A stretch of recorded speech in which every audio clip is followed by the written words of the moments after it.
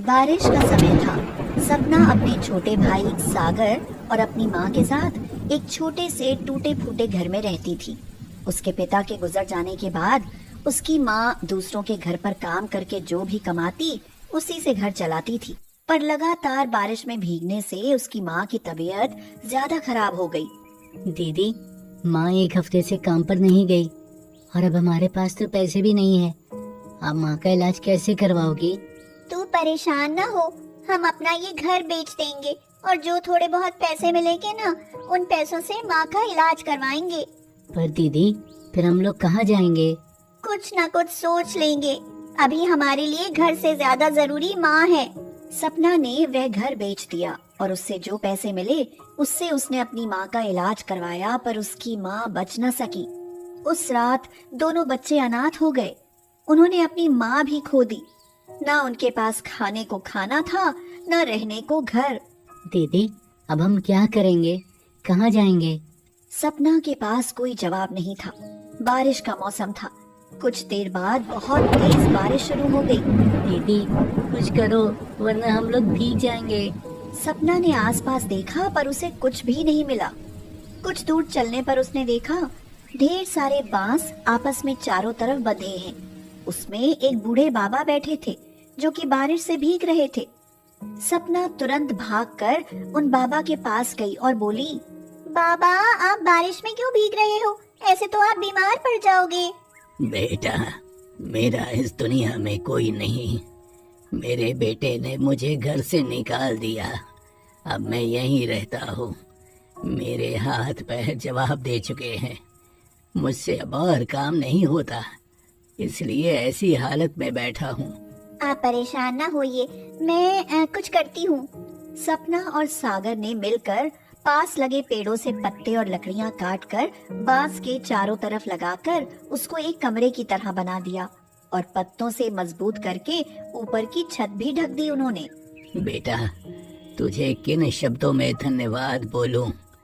आजकल कोई सगा भी इतना नहीं करता। बाबा, मेरी माँ ने सिखाया है, हमेशा दूसरों की मदद करो।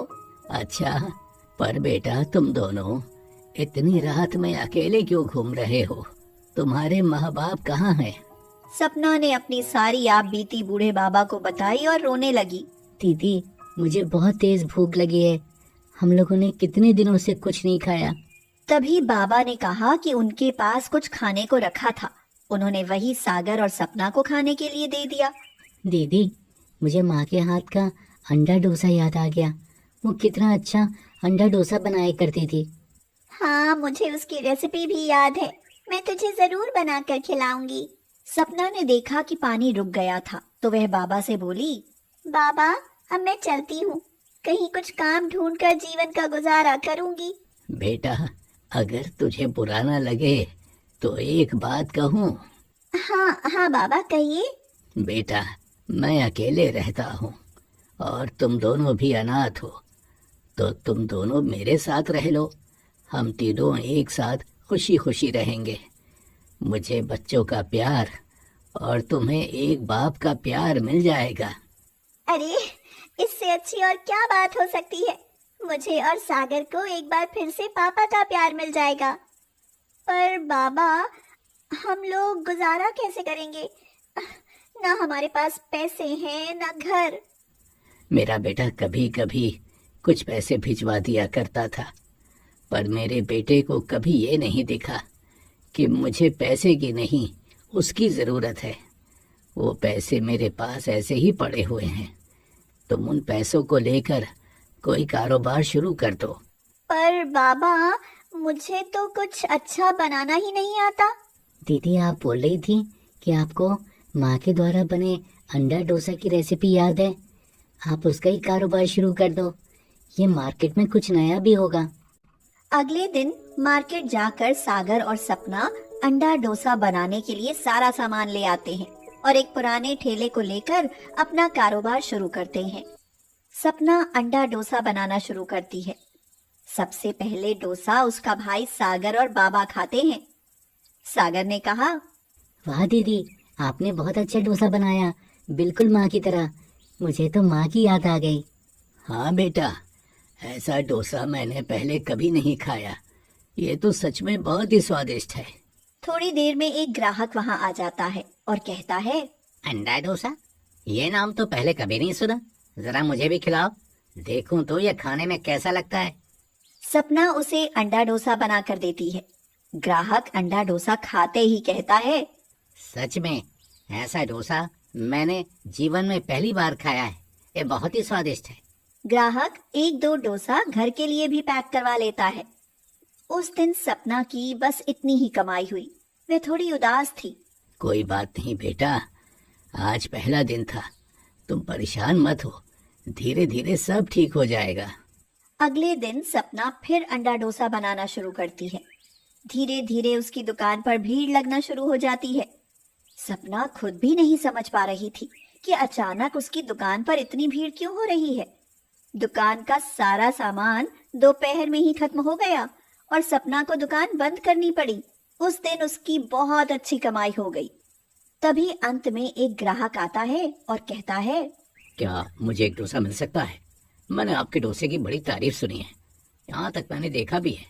आप इतना स्वादिष्ट डोसा बनाती हैं। सपना लास्ट का बचा अपना हिस्सा उस ग्राहक को दे देती है और कहती है, माफ कीजिए, पर कल ही मैंने अपनी दुकान खोली है और आज मैं आपको पहली बार अपनी दुकान पर देख रही हूँ।